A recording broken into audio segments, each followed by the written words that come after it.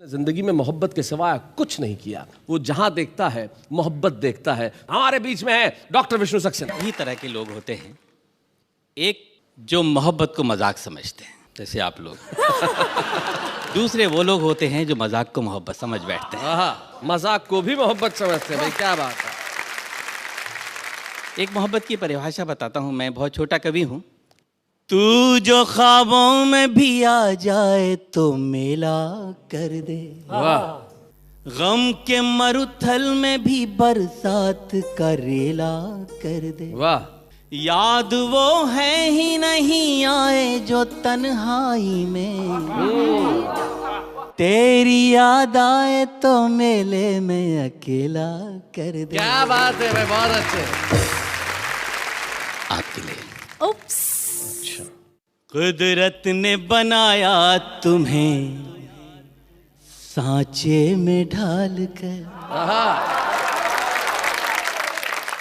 ऐसे में कोई कैसे रखे दिल संभाल कर। क्या बात है। बेदाम चीज थी तो उस पे दाम क्यों लिखा। वाह।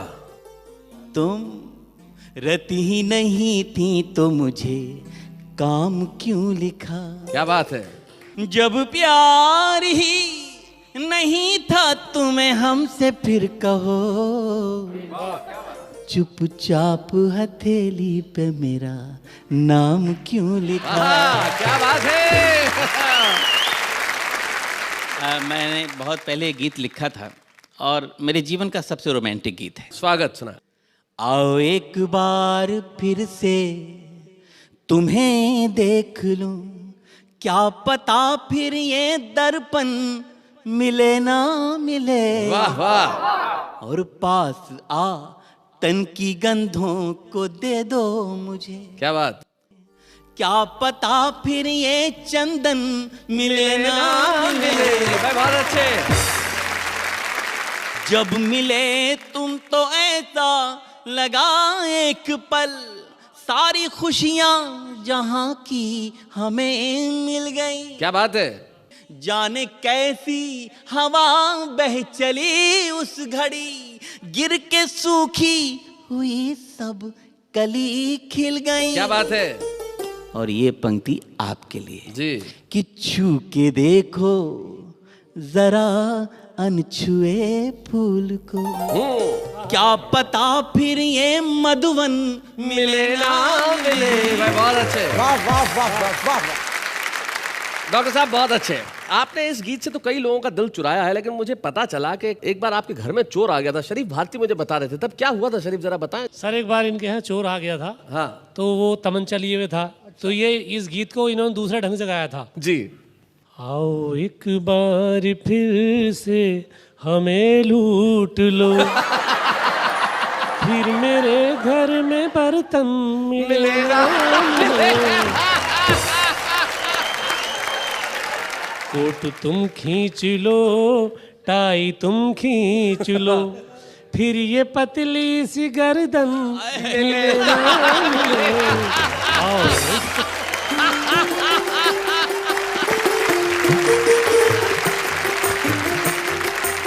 बहुत अच्छे। लेकिन डॉक्टर विष्णु जी, लोग कहते हैं कि मोहब्बत में आदमी रोता जरूर है, आपका इस पे क्या कहना है। बस इसी पृष्ठभूमि से जुड़ा एक छोटा सा गीत पढ़ता हूँ। दिल की जमी पर जब फसल यादों की बोगे, जिसको जितना प्यार करोगे उतना रोगे। दिल की जमी पर जब फसल यादों की बोगे, जिसको जितना प्यार करोगे उतना रोगे। दिल की जमी पर जब फसल यादों की बोगे। नदियाँ जब से गई छोड़कर सूने हुए किनारे, क्या बात है। रूठ गए हैं स्वर जिस दिन से टूट गए एक तारे। जब तक नील गगन में रहते चमक नहीं खोते हैं। वाह वाह। जाने कहाँ चले जाते हैं टूटे हुए सितारे। क्या बात है।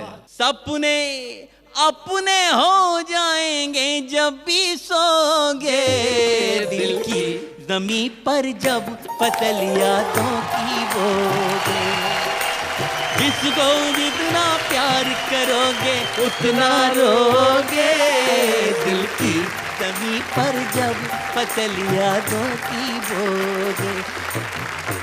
तारीफ करना चाहता हूं मैं उस कवि की जो अब हमारे साथ होंगे, एक ऐसे कवि जो जितने कद में लंबे हैं उतनी ही लंबी दूरी तक उनकी कविताएं जाती है। जहां जहां हिंदी बोली जाती है वहां वहां ये कविताएं पढ़ने के लिए गए हैं, और इतने कमाल के कवि हैं, इतने कॉन्फिडेंस के कवि हैं कि इनकी किताब का शीर्षक है हंसा हंसा के मारूंगा। तो महेंद्र अजनबी जी, जरा अपनी जगह से उठे, यहां तक आए। एक दो छोटी छोटी कविताएं मैं भी आपको सुनाऊंगा, पसंद आएंगी ठीक है, नहीं तो 3-4 और सुनाऊंगा।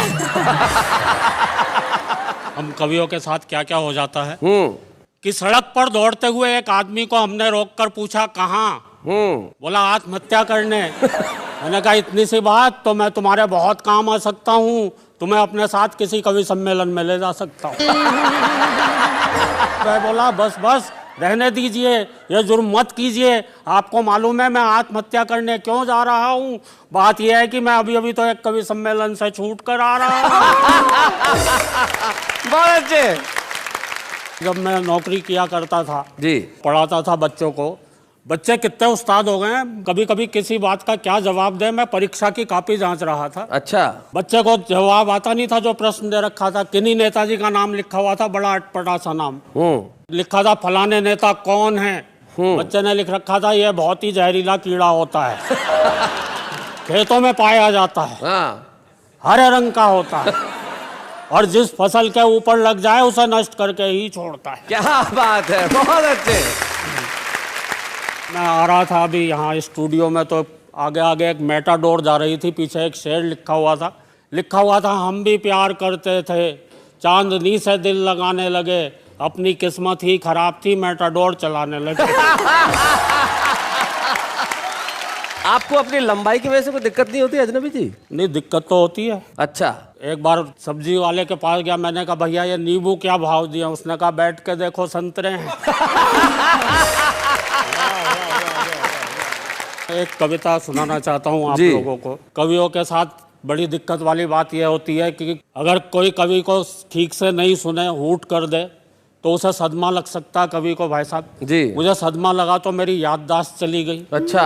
उस याददाश्त के जाने की कहानी आपको सुना रहा हूँ। जी सुनाइए। कि एक कवि सम्मेलन में मुझे श्रोताओं ने इस कदर हूट कर डाला कि हादसे से मेरी यादों का निकल गया दिवाला। तब से बिना निमंत्रण के ही हर प्रोग्राम में पहुंच जाता हूँ। हालत इतनी खराब है, जहां भी पंडाल लगा दिखता है कवि सम्मेलन समझ के घुस जाता। कभी तो अपने स्कूल जाकर बच्चों को कविताएं सुनाने लगता हूँ, कभी मंच से ही श्रोताओं को हिस्ट्री पढ़ाने लगता हूँ। एक बार तो गजब बड़ा कर दिया, जो श्रोता कवि सम्मेलन में लेट आए थे मैंने उन्हें कुर्सी पर ही खड़ा कर दिया। अपने बिगड़े हालात का ज्यादा बयान क्या करना है, मुझे यह भी ध्यान नहीं रह पाता कि कितनी देर पढ़ना है। एक जगह तो मैं पढ़ता गया, 1 घंटा हो गया, 1.5 घंटा हो गया। श्रोता बोर हो गए। मैंने बाद में उनसे माफ़ी मांगी। मैंने कहा माफ़ करना, आज मेरे हाथ में घड़ी नहीं थी। एक श्रोता खड़ा होकर बोला पीछे कैलेंडर लगा हुआ था, वही देख लेता।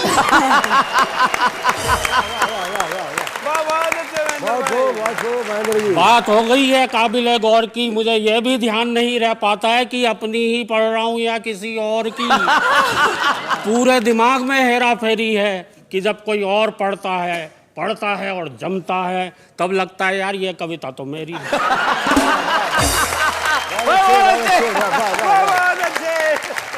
एक जगह तो मैंने जेब से कागज निकाल के पढ़ना शुरू किया। आधा किलो नमक, 5 किलो आटा, 1 किलो गोभी, आधा किलो परवल, पाव भर चाय, 2 किलो चावल। एक श्रोता खड़ा हो गया करके हाय, बोले हद हो गई है डिसिप्लिन के, अनुशासन की। कविता पढ़ रहा है या लिस्ट अपने घर के राशन की? दूसरा श्रोता बोला इसे ही सुनाया जाओ, वाह वाह, इरशाद इरशाद। घर पर और क्या क्या ले जाना है हम सब भी कर लेंगे यार। वैसे मियाँ आप किस फरेब में हैं, ऐसी एक एक कविता तो हम सबकी जेब में है। घर वाले भी मुझसे कुछ नहीं कहते हैं, क्योंकि मैंने एक दिन अपनी पत्नी से पूछ लिया था, ये घर में महेंद्र अजनबी कौन है जिसके रोज रोज फोन आते रहते हैं। एक बार तो दाढ़ी बनाने के बाद और भी गजब कर दिया, जब मैंने अपनी पत्नी से पूछा ये आईने में आदमी कौन था जिसकी मैं इतनी बढ़िया शेव कर गया। रात को सोते समय और भी लफड़े में रहता हूँ। मेरा कुत्ता तो आराम से बिस्तर पर सोता है, मैं पलंग के नीचे कुकू करता हूँ। कुछ समझ नहीं पाता हूँ, पत्नी पुचकारते हुए उसे बुलाती है, दुम मिलाते हुए पहले मैं पहुंच जाता हूँ। फुर्ती का ऐसा प्रमाण देता हूँ, पत्नी रोटी उसे डालती है, पहले मैं लपक लेता हूँ। अच्छा। सवाल खड़े हो गए हैं रोज अनबुझे, मुझे यही पता नहीं चल पा रहा है भूलने की बीमारी मेरे कुत्ते को लगी है या मुझे। और मित्रों, भूलने का आलम यह है, सड़क पर खड़े हुए तो चलना भूल गए, कुर्सी पर बैठे तो उठना भूल गए, तेल हाथ में लिया सर पे मलना भूल गए, और दोस्तों गंजे भी इसलिए हो गए क्योंकि मेरे सर के बाल उगना भूल गए। पत्नी बोली एक बार, मेरे भरतार हेल्प करा दो, गीले कपड़े ऊपर फैला दो। ऊपर जाते ही दिमाग भटक गया, मैंने कपड़े तो चारपाई पर पटके खुद तार पर लटक गया। टूट गई टांग, डॉक्टर आया, प्लास्टर चढ़ाया, डॉक्टर भी था होशियार, भुलक्कड़ों का सरदार, गजब ही ढा दिया, टूटी दाई टांग थी, प्लास्टर बाईं पर चढ़ा दिया। और दोस्तों, भूलने पर इससे बड़ी बात कोई कह नहीं सकता जो मैं कहने जा रहा हूँ। क्या बात है? मैं क्या कहने जा रहा था ये तो भूल ही गया। लेकिन दोस्तों, मेरे भूलने पर ज्यादा मत जाइए, कविता समाप्त हो गई है, तालियां बजाइए।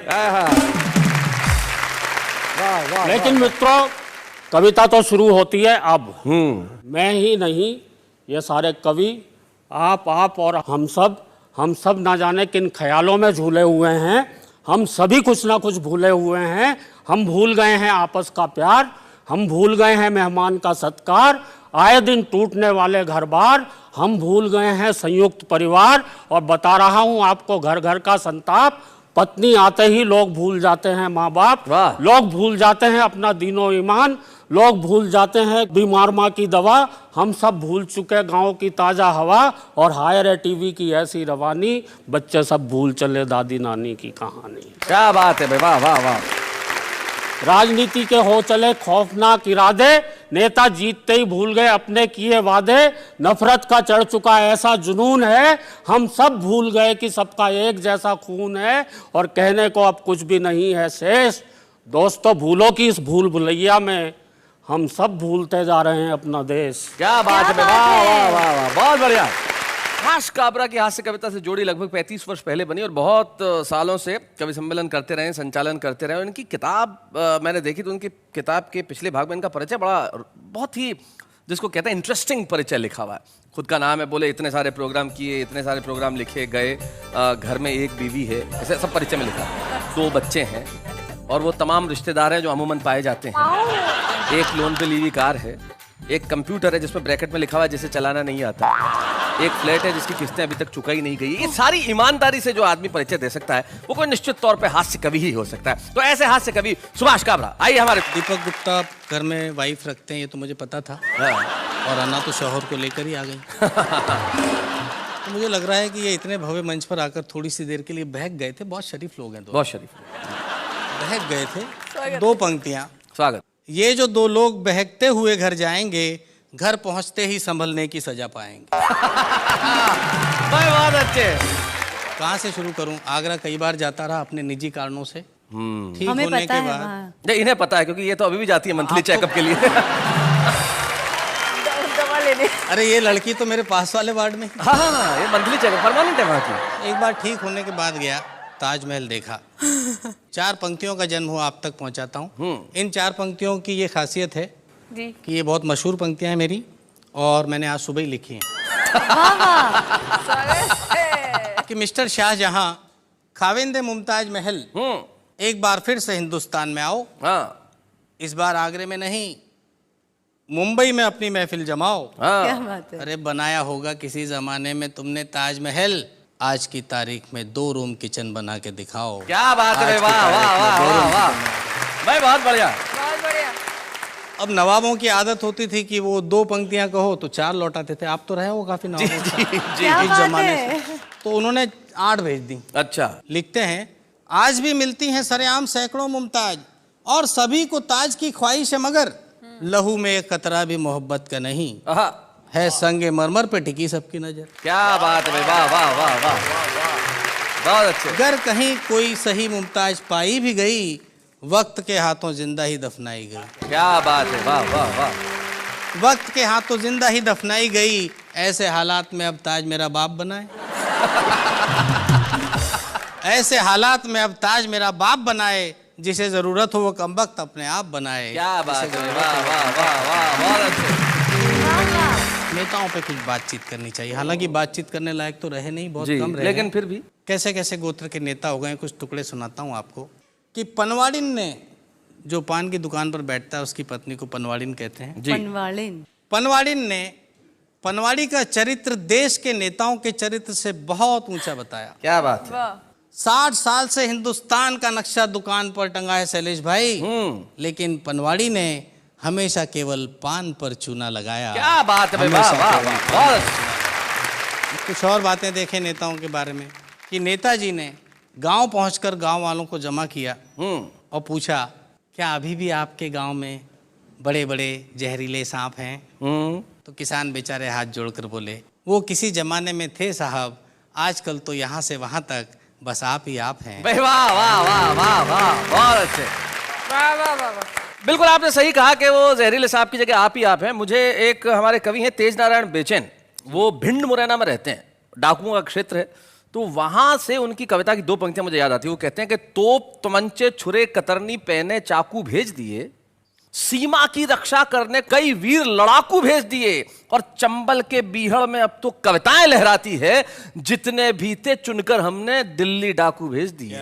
वाह वाह। तो सचमुच अब तो सब जगह आप ही आप हैं। आपने जो बात कही उससे मुझे मणि मधुकर जी की याद आती है। जी। पंक्तियां सुने उनकी।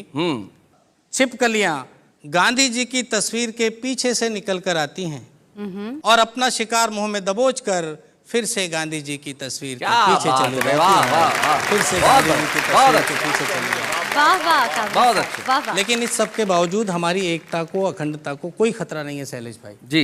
लोग कहते हैं यहाँ से टूट रहा है देश, वहां से टूट रहा है, ऐसा कुछ भी नहीं है। शीर्षक है एकता।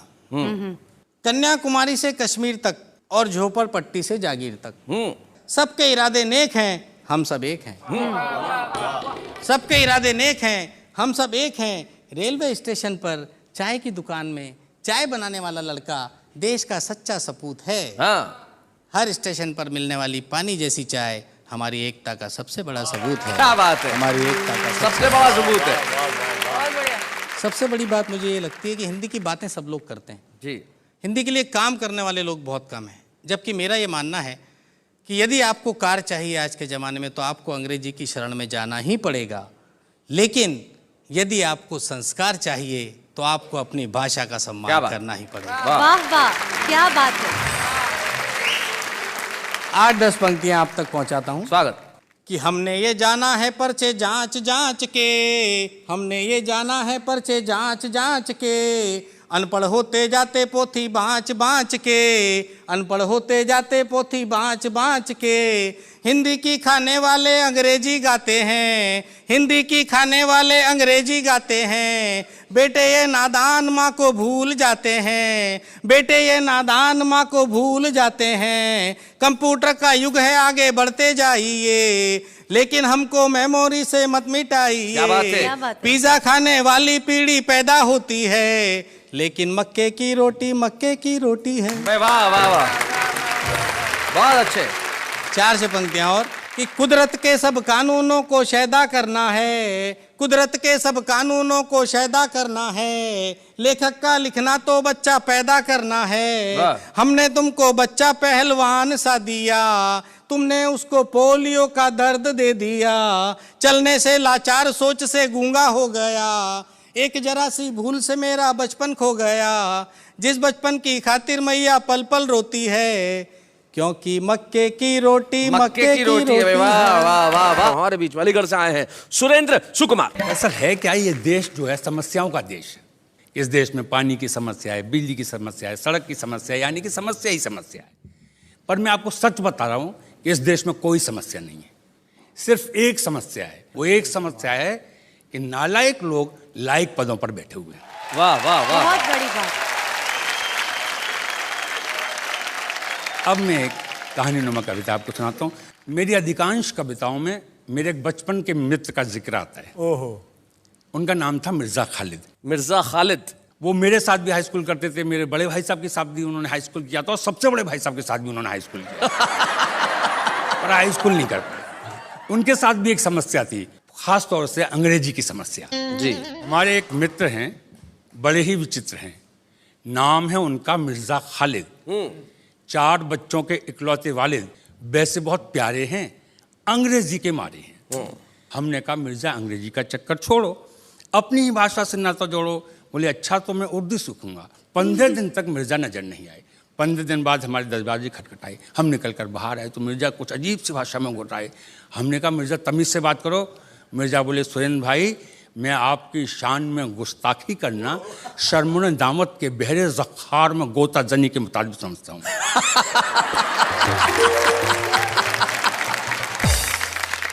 हम भौचक के खड़े थे, मिर्जा अकड़े खड़े थे। हमने पूछा इसका अर्थ बताओ। बोले कि मैं आपकी शान में अशिष्टता करना शर्म और हया के गहरे समुद्र में डूब बढ़ने के बराबर समझता हूँ। हमने कहा मिर्जा वाकई बढ़िया है, हमें से रटा दो।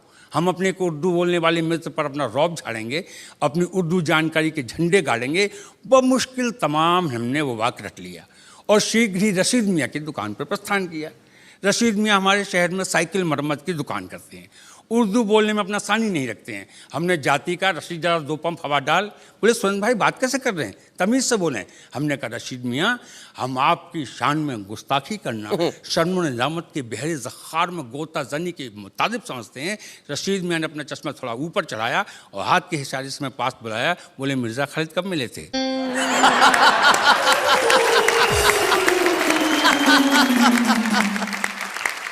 हमने पूछा क्यों? बोले यूं कि कल रात 3 घंटे हमारे पास बैठ के जुमला सीख के गया। आपको कितने घंटे लगे? हम रह गए ठगे के ठगे। और आजकल जो स्थितियां चल रही हैं तो ताज्जुब नहीं कि कल मिर्ज़ा खालिद भाषा परिषद के अध्यक्ष बना दिए जाएं और चुनाव बाद में लड़ पाए। क्या बात है, वाह वाह। मित्रों, एक व्यंग कविता और जी। शीर्षक है हसन का पजामा। कुछ घटनाएं तवारीख बन जाती हैं। जी। तवारीख यानी कि इतिहास। इतिहास यानी कि कहानी। एक दफा एक शहर में एक हसन मियाँ रहते थे। शहर वाले उन्हें, वो शहर वालों को सहते थे। अल्लाह के फजल से किसी तरह अपने ही शहर में हसन मियाँ का ब्याह हुआ। घटना इतिहास बनी, ऐसा निकाह हुआ। अच्छा। हुआ ये कि निकाह के बाद जैसे ही हसन मियाँ वो खड़े, शहर भर के लोग हंस पड़े। बेचारों के साथ हादसा हो गया था। निकाह के बाद हसन मियाँ तो खड़े हो गए थे, पजामा नीचे रह गया। भीड़ थी कि थमने का नाम ही नहीं ले रही थी। हसन मियाँ को देखती और हंसी चली आ रही थी। हसन मियाँ मारे शर्म की जमीन में गड़ गए, बहुत ही उलझन में पड़ गए। इज्जत के मारे ऐसे घबराए कि शहर ही छोड़ आए।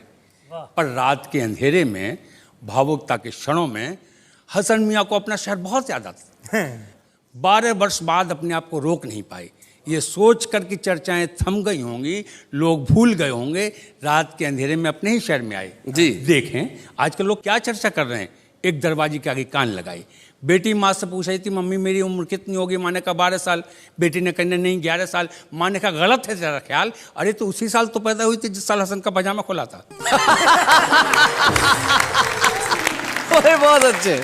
हसन मियाँ का मुंह बाहर खुला के खुला था। हसन मियाँ मारे शर्म के फिर जमीन में गड़ गए, फिर शहर छोड़ गए। हसन तो शर्मदार था, दोस्त उसका था भी नहीं, कुदरत की मार था। हसन तो आम आदमी था। आम आदमी के आचरण अलग होते हैं, खास तो खास होते हैं। हसन का पजामा खुला और शहर भर हंस पड़ा। और आज इस देश में रोज बड़े से बड़े नेता की टोपी उतर रही है, पर कोई हलचल नहीं हो रही है। वाह वाह वाह वाह वाह वाह। कोई हलचल नहीं हो रही है। अब भी समय है, चेत जाओ। इन अंधों के हाथों से बटेर को बचाओ, इन गुंडों के हाथों से देश को बचाओ। भाई क्या बात है, वाह वाह वाह वाह वाह, बहुत अच्छा। बहुत बढ़िया।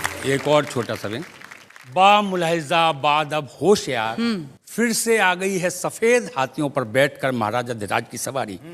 ये सफेद हाथी संसद और विधानसभाओं के आसपास बहुत पाए जाते हैं। बा मुलाहिजा बाद अब होशियार, फिर से आ गई है सफेद हाथियों पर बैठकर महाराजा धीराज की सवारी। झुक जाओ, माथे को जमीन से छुआओ, क्यों चीखते चिल्लाते हो? न सही तुम्हारी भूख के लिए रोटी आश्वासन तो है, न सही तुम्हारी जरूरत के लिए वस्तुएं विज्ञापन तो है। क्यों लड़ते हो अपने अधिकारियों की लड़ाई? कुछ भी नहीं पाओगे, बेमौत मर जाओगे। तुम स्वतंत्र देश के स्वतंत्र नागरिक हो, मरना है तो भूख से मरो, मिट्टी के तेल की लाइन में सड़ो, चीजों के भाव सुनकर बहरे हो जाओ, खबर पढ़कर अंधे हो जाओ। अंधों की इस देश को बहुत जरूरत है, क्योंकि हमें प्रजातंत्र बचाना है, काने को राजा बनाना है। वाह वाह वाह वाह वाह, बहुत अच्छा, बहुत बढ़िया। हम मिलते हैं पंडित विश्वेश्वर शर्मा से। ये जो धोती और कुर्ता और आप देख रहे हो हिंदुस्तानी ड्रेस, और ये जो इस तरफ देख रहे हो आप अंग्रेजी ड्रेस, मामला बिल्कुल उल्टा है। ये सब हिंदी वाले हैं, मैं अंग्रेजी वाला हूँ। Why this Kolaveri Kolaveri Kolaveri ji, Why this Kolaveri Kolaveri Kolaveri ji. We are giving, they are taking, both are corrupt. And thus corruption going on in the country straight. What can public do? What can public do?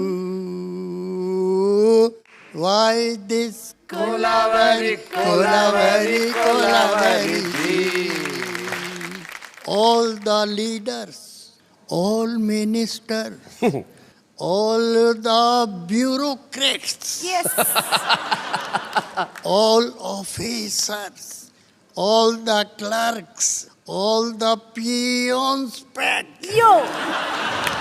all are money minded. Hi hi, All are money minded. This is the democracy. हाय हाय हाय हाय, क्या बात है। This is the democracy. Why this Kolaveri Kolaveri Kolaveri? Dude, that was superb. आपने प्रसिद्ध गीतों पे तो प्रतिगीत बहुत लिखे, लेकिन आपका स्वयं का एक हास्य गीत जो बड़ा मशहूर हुआ था, सिंघाड़ा, हमारे नई पीढ़ी को पता भी तो चले कि उस जमाने में हास्य गीत कैसे लिखे जाते थे। एक जरा Please. सुना दीजिए।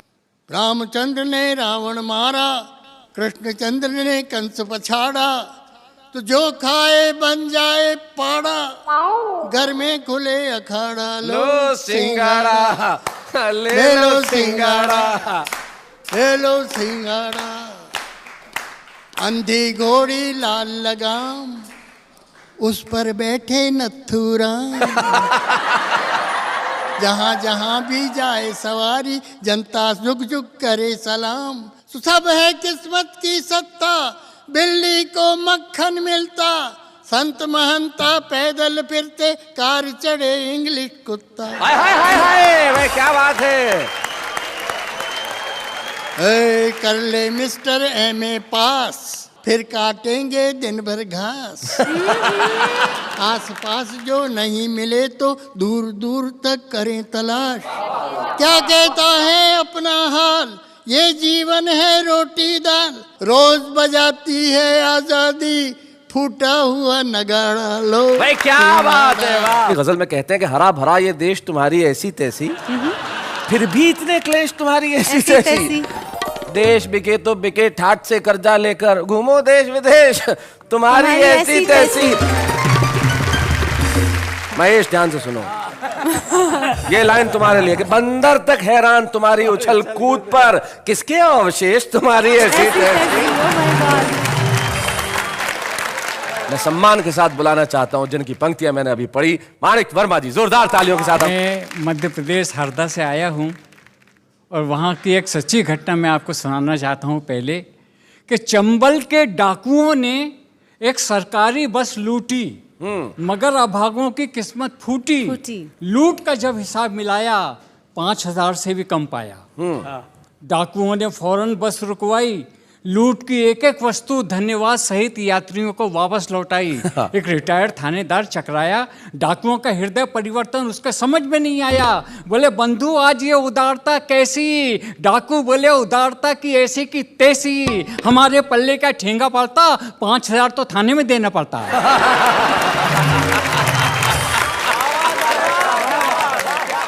एक टुकड़ा और सुनिए। बेकारी से तंग आकर मैंने एक अंधे भिखारी के कटोरे से अठन्नी उठाई। अच्छा। और उससे पूछा अब कैसी तबीयत है बड़े भाई? भिखारी बोला अभी तक तो ठीक थी, मगर अब पता चला अच्छे अच्छों का ईमान डिगने लगा है। अठन्नी वापस रख दो, मुझे फिर से दिखने लगा है। मेरे क्षेत्र में 2 नेता हैं, एक का नाम है मोतीलाल, एक का नाम है मांगीलाल। हुआ ये कि मोतीलाल को चुनाव का टिकट मिल गया और मांगीलाल रह गए, मगर मांगीलाल ने चुनाव लड़ा और जमानत सहित बह गए। अब मंच पर मांगीलाल भी बैठा हुआ था। थोड़ी देर के लिए मेरे भाई अरुण को मांगीलाल समझ लीजिए और मुझे मोतीलाल। ओके। पहला संबोधन हारे हुए नेता का अपने मतदाताओं के नाम, कि लोकतंत्र के लुच्चो, लोकतंत्र के लुच्चो, दगाबाज टुच्चो। अरे हमारी हार BBC लंदन से ब्रॉडकास्ट करवाई और ये खबर आज तक किसी अखबार में नहीं आई। देश को आजादी किसने दिलवाई? मांगीलाल और मैंने। गुलाम गुलाम से मतदाता बने तो बुद्धि चकराई।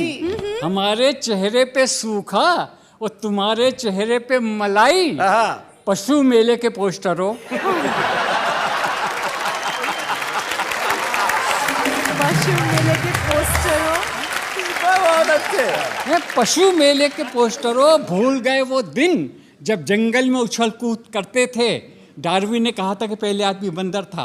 भूल गए वो दिन जब जंगल में उछल कूद करते थे, आसमान धरती पे धरते थे। अरे लंगोटी लपेटना भी ढंग से नहीं आया, तुमको बंदर से आदमी किसने बनाया? मांगीलाल और मैंने। हमने तुम्हें नई रोशनी में खड़ा किया और हम ही को अंधेरे में चूने लगा दिया। दुश्मन को वोट और हमको टाटा। एक गाल पे चुंबन और एक गाल पे चाटा। बहुत अच्छे, अब खा लो रबड़ी के लच्छे। ये मुंह रसगुल्ले, केसरिया दूध के कुल्ले। भगवान कसम तुमको ये दिन किसने दिखाए? मांगीलाल और मैंने। कायर ताके कुकुर मुत्तो,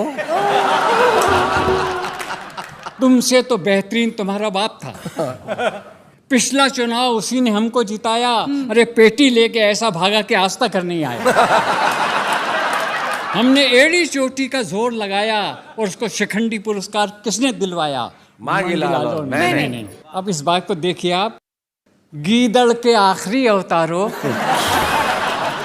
ये राजनीति तुम्हारे समझ में क्यों नहीं आती है? सत्ता किसी की हो, जनता हमेशा सताई जाती है। क्या बात है।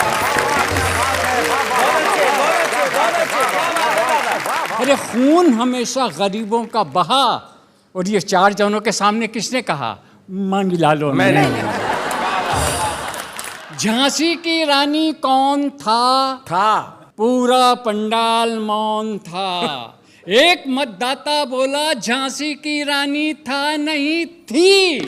नेता फौरन घूम कर बोले ये बुद्धि तुमको किसने दी? मांगीलाल और मैंने। कभी खोला है वो इतिहास का सुनहरा पन्ना, जब भगत सिंह ने असेंबली में बम फोड़ा, सारे देश को जगाया। हमारे शरीर में भी ऐसा करंट आया कि देश पर मिटने के लिए 1 दर्जन बच्चे किसने पैदा किए? मांगीलाल और मैंने। दुनिया के सारे देश हमसे ज़्यादा तरक्की कर रहे थे, उनके नाज नखरे हमको कर रहे थे। अरे हमने भी ऐसा दाव मारा कि सब पे भारी हो गए, सालों से इतना कर्जा लिया कि वो खुद भिखारी हो गए। वाह क्या बात है। और आखिरी शन देखिए, और मांगी लाल तू अच्छा नंबर आ गया मांगी लाल जी। तूने देश को क्या दिया? जो कुछ किया वो तो मैंने किया। खटिया तेरी भी खड़ी है बुल्ले, और जाते जाते एक शेर सुन ले कि तुझसे कोई गिला नहीं है आस्ती के सांप। तुझसे कोई गिला नहीं है आस्ती के सांप, हमसे ही तुझको खून पिलाते नहीं बना।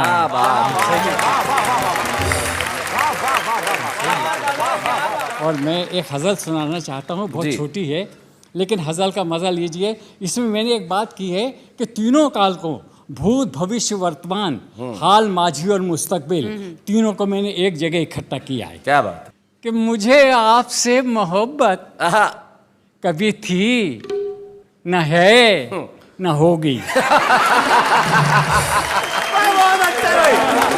बहुत अच्छे तीनों कार आ गए। सुनिए, मुझे आपसे मोहब्बत कभी थी, न है, न होगी, मेरी ऐसी खोटी किस्मत।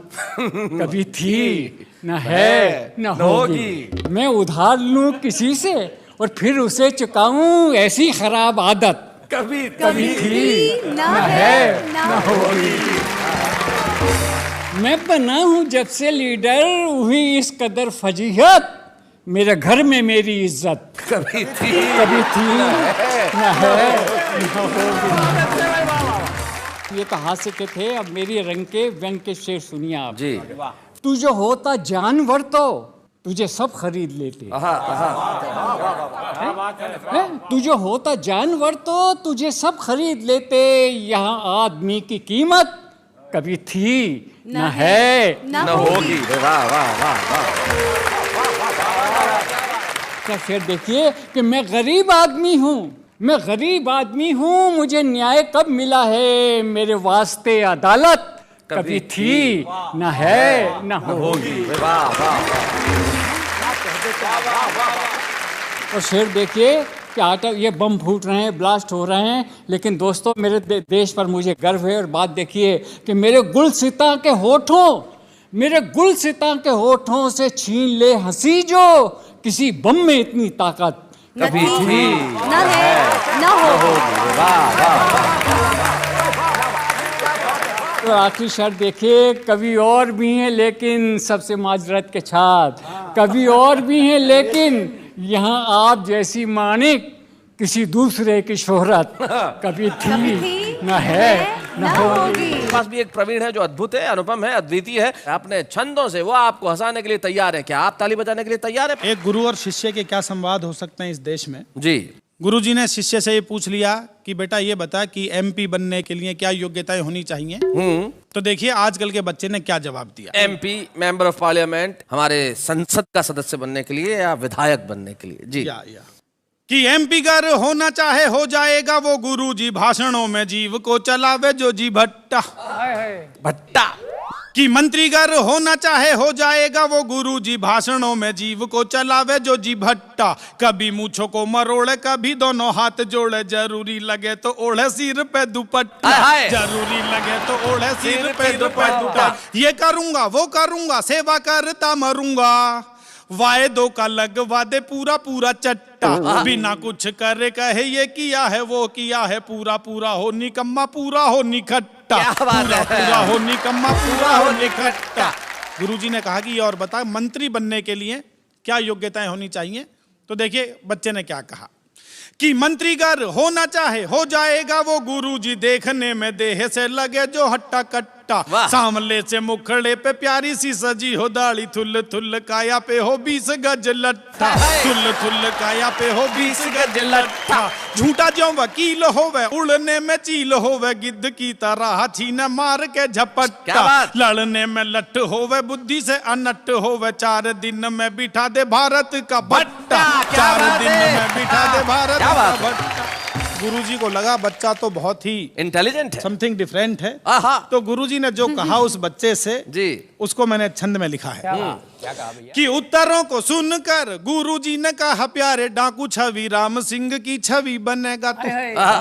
आग को उगल कर रात दिन जल कर रोशनी बिखेरता हुआ रवि बनेगा तू। तेरी सांसें जिसके धुएं से घुटने लगेंगी, ऐसे किसी शब्द यज्ञ की हवि बनेगा तू। चोर डाकू सेठ व डकैत यदि ना बना तो तुझे श्राप दे रहा हूँ जा कवि बनेगा तू। तुझे श्राप दे रहा हूँ जा कवि बनेगा तू, तुझे श्राप दे रहा हूँ। तो गुरुजी का श्राप का मारा हुआ वो बच्चा मैं ही हूँ।